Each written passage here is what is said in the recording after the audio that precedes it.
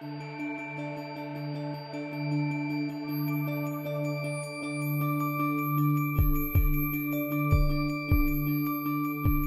afternoon. We've heard an enormous amount about energy, so I thought I'd give you a little break and I'll tell you more about what EBRD's been doing.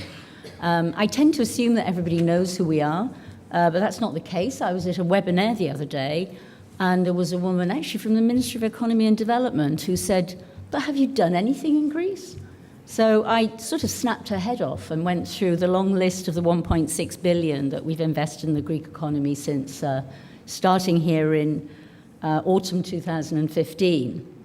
So we've done over 30 transactions across a wide spectrum of sectors and different sorts of instruments. We've done debt and equity. And most recently, in February this year, we launched Advice to Small Business Programme, which is a good complement to our investments, and it will provide consultancy to about 80 SMEs over the next 2 years. So I think, first of all, just a reminder about why EBRD is different to commercial banks. And it's really all about transition impact. So our economists will look at countries and they will identify transition challenges. And then the sort of investments we make are supposed to address those so that we help to develop a fully functioning, efficient market economy, which in EBRD speak is something that's competitive, inclusive, well-governed, green, resilient, and integrated. So those are the things we look at in any transaction. And if someone comes to us and says, can you give me 100 bips better than NBG, you know, we show them the door, because that's not why we're here. We're here to work with the Greek banks and to complement them. And that's partly because one of the first things we did here was our 250 million investment in the 4 Greek banks at the recap in 2015. So the last thing I want to do is compete with them. We'd quite like to get our money back. So that was about developing resilience and also promoting good governance. We've continued to support the Greek banks. They're now very active in our trade facilitation program. They're actually #1 of all our countries of operation, which is remarkable given we've only been operating here a couple of years. And they've provided well over £500 million in guarantees for letters of credit in some 500 or so transactions. We supported covered bond issues and also securitizations, which bring liquidity to the banks that can help pay down ELA. In the corporate sector, our work has been much more about signaling confidence, and we tend to participate in capital market type transactions. I'm sure Socrates can tell me there's been about 8 bond issues since we've been here, or we've participated in 8 of them, half Eurobonds and half on ATHICS in the new mini bond. But we've also started doing some equity, other than in the banks, of course, and we invested in a small company called Polfish, which does online polling. That was £3.5 million. And then in a property developer who has really good green credentials, that's in demand.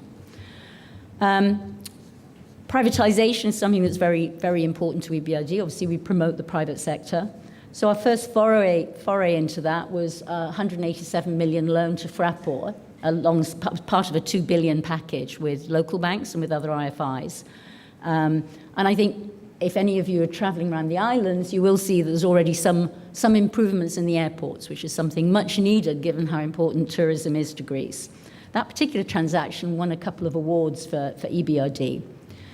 And then I have to mention the one that got away. I think this is probably the most publicized, but my favorite transaction that never happened. And that was our support of the competitive bidding process for DESFA. We were very disappointed not to get it, but at least we did help bring in a little bit more money for the Hellenic Republic, and I think it was a good competitive process. So we're here to support other privatizations where we're needed, and there's quite a few of those coming up. So getting more onto energy. Renewable energy is very important to EBRD. We've got commitments in our green energy transition to have 40% of all of our business has got to be in the green area. In some countries, we provide policy advice. That's not necessary here in Greece. In fact, Greece is held up as one of the places that's got a really good auction system. And to that end, we had a framework approved by our board for 300 million to support renewable energy in Greece. And we expect that to start getting very busy once the auctions start this summer. So the ultimate complement, I think, to our renewable energy business here in Greece is our support of the energy exchange. And I think it's important to say, it's a very small transaction for us, but it's something we felt that was really worth doing because it puts Greece really at the centre of where it should be, and it's also helping to comply with the target model, which was important.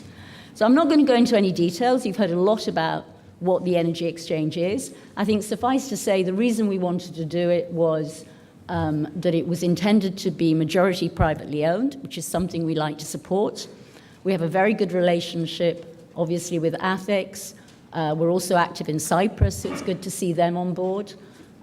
We may have been shareholders in DESFA, but not anymore, not to worry. And I think we can bring something to the table. We're active in the region, so we have relations across Southeast Europe. And then finally, we'll nominate somebody to the board who's actually got experience of an energy exchange. And I think that's probably the best value added that we can bring on this occasion. So I look forward to signing it on the 15th of June. Oh, that's good, because I'm not in Athens on the 15th. Thank you very much.